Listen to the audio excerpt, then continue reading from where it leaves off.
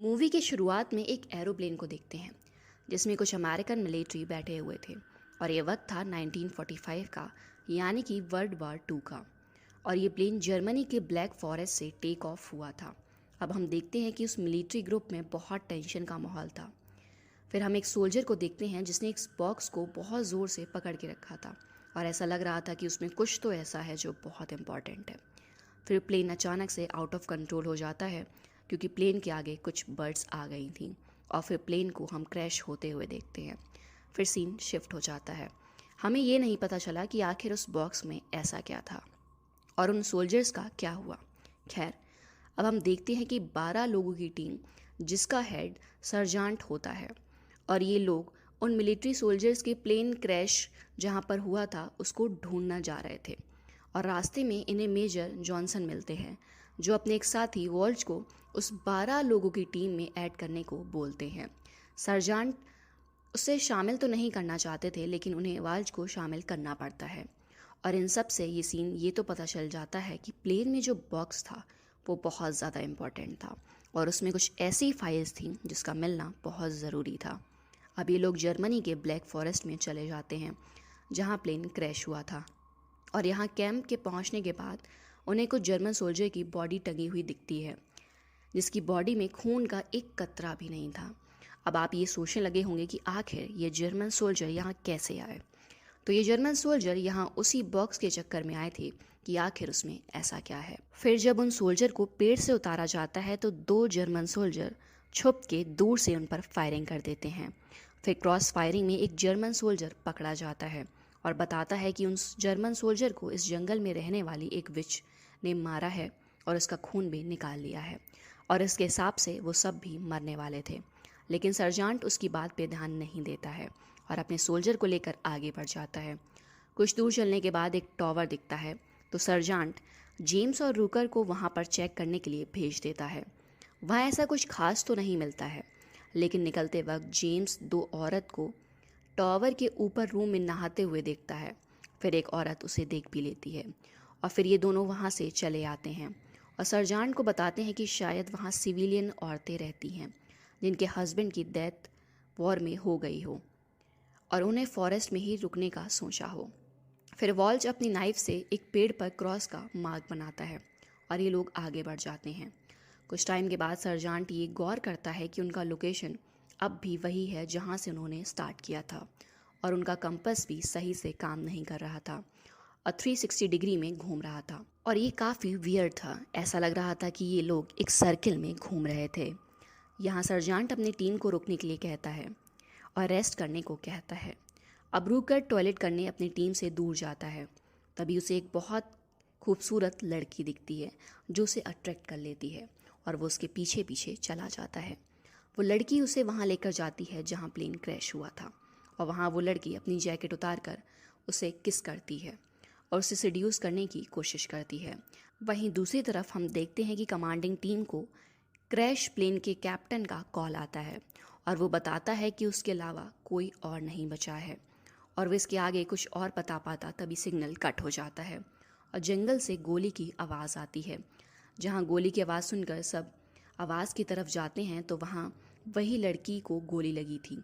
और जब ऑफिसर र्यूकर से पूछता है इसको गोली कैसे लगी तो वो खुद को बचाने के लिए ये बोलता है कि वो एक जंगली सुअर को मारने की कोशिश कर रहा था, तब गलती से इस लड़की को गोली लग गई। अब र्यूकर उन सबको लेकर क्रैश प्लेन के पास ले जाता है जहाँ कोई भी जिंदा या मुर्दा नहीं था और अचानक से कैप्टन राइस उन पर हमला कर देता है लेकिन वॉल्च उसे कुल्हाड़ी से मार देता है। और जब उस बॉडी को चेक करता है तो उसके स्टमक में स्टिचेस थे, जिसे काटने के बाद उसके स्टमक में कुछ नहीं होता, बस बर्ड्स के फैदर होते हैं जो कि काफ़ी वियर्ड था।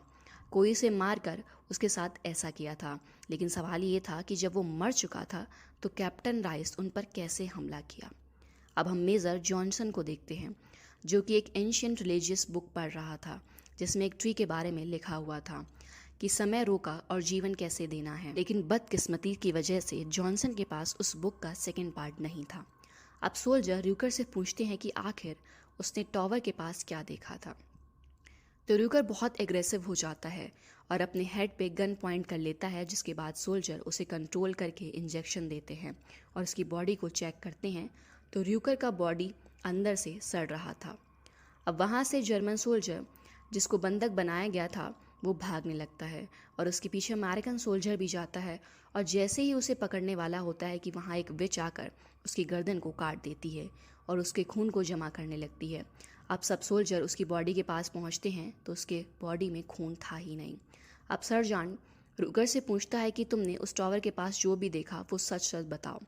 तो रूकर बताता है कि वो लड़की असल में एक विश थी और मैं उसके साथ फिजिकली अटैच भी हुआ था, और जब मुझे ये बात का पता चला तो मैंने उसे गोली मार दी। और फिर सर्जेंट को भी जॉनसन कांटेक्ट करता है और बताता है कि वो फाइल मिल गई है। अब सभी सोल्जर अलर्ट हो जाते हैं और वो लोग अब हर जगह पे माइन बिछाने लगते हैं। जिसके बाद रात को वो लोग फायर के चारों तरफ बैठे हुए थे। तभी वहीं एक सोल्जर को वॉमिटिंग आने लगती है और वो ब्लैक वॉमिट करने लगता है, जिसके बाद सर्जेंट का बिहेवियर भी बहुत चेंज हो जाता है और उन सोल्जर में जिसका नाम टॉफ था वो सर्जेंट को समझाने लगता है तो सर्जेंट उस पर ही गोली चलाने लगता है। तो टॉफ भागने लगता है, तभी वहाँ विच आ जाती है और टॉफ का बॉडी चेंज होने लगता है। फिर अचानक से वहाँ एक जंगली सुअर आ जाता है जिसको सर्जेंट गोली मार देता है, और ये सोल्जर बहुत भूखे भी थे तो सुअर को पकाकर खाने लगते हैं और उस जर्मन सोल्जर को भी देते हैं तो वो मना कर देता है और बोलता है कि सुअर का मीट नहीं, टॉफ का है, जिसे वो विच ने सुअर की शक्ल में बदल दिया था। अब हम सर्जेंट को देखते हैं जिसको एक आवाज़ सुनाई देती है और वो मोहित होने लगता है। इससे ये पता चलता है कि वो विच अब उन सबको अलग अलग तरीके से परेशान कर रही थी। अब अगली सुबह सर्जेंट वहाँ नहीं होता है तो वॉल्च उस टीम को कमांड करने लगता है। तभी पीछे से सर्जेंट आ जाता है और उन सबको गद्दार कहता है, और जैसे ही हम पहले देख चुके हैं कि सर्जेंट वॉल्च को पसंद नहीं करता है।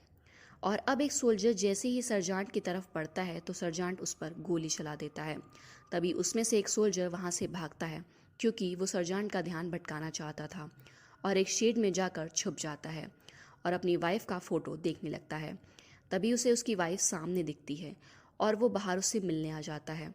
तब उसकी वाइफ एक हैंड ग्रेनेड का पिन निकाल कर उसके हाथ में दे देती है और वो ब्लास्ट हो जाता है, जिससे सोल्जर मर जाता है, और वो उसकी वाइफ नहीं विश थी जो कि इसकी वाइफ की शक्ल में आई थी। वहाँ और भी सोल्जर उस पर गोली चलाते हैं लेकिन वो तब तक उसका खून निकाल कर चली जाती है। तब सर्जेंट वॉल्च को मारने ही वाला होता है कि पीछे से फ्रेमन नाम का एक सोल्जर सर्जेंट पर गोली चलाकर उसे मार देता है, और अब उस जंगल में बस वही दोनों बचे हुए थे।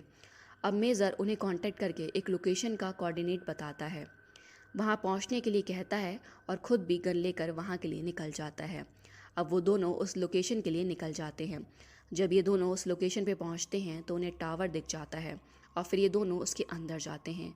जब उन्हें उस एंशियंट रिलीजियस बुक का सेकंड पार्ट मिल जाता है और वॉल्च ऑफ फ्रेमन को बताता है कि हमारा एक जासूस इस बुक की एक नेगेटिव कॉपी लेकर उसी प्लेन में था जो क्रैश हो गया।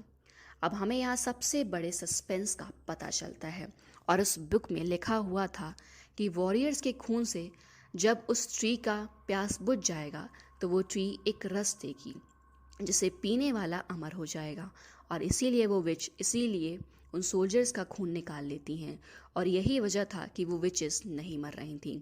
अब फ्रीमन भी वॉल्ट से इस बात पर लड़ने लगता है कि अगर तुम्हें ये बात पहले से पता थी तो तुमने बताया क्यों नहीं। अगर तुम बता देते तो शायद आज सभी सोल्जर जिंदा होते। और अब दोनों के बीच में फाइट होने लगती है और फिर दोनों एक फ्लोर को तोड़कर नीचे गिरते हैं जहाँ एक ट्री था जो कि ट्री ऑफ लाइफ था, और उस ट्री के चारों तरफ खून लगा हुआ होता है। फिर वहाँ इन दोनों को वही विश दिखती हैं जो रूकर को शुरू में मिली थी, और एक विच बेहोश होती है और दूसरी विच उस ट्री से फ्लावर निकालने का वेट कर रही होती है। और जब फ्रेमन उस विच की तरफ आगे बढ़ता है तो रूकर उस पर हमला कर देता है, और जब वॉल्च उसे समझाता है तो वो बोलता है कि मैं उस ट्री के रस को पीकर ठीक हो जाऊंगा। जिसके बाद रूकर वॉल्च को बेहोश कर देता है, और होश खुलने के बाद वो दोनों खुद को बंधा हुआ पाते हैं। अब ये दोनों देखते हैं कि उस ट्री के फ्लावर का रस निकलकर वो विच दूसरे विच को पिलाती है और वो हल्का हल्का सांस लेने लगती है।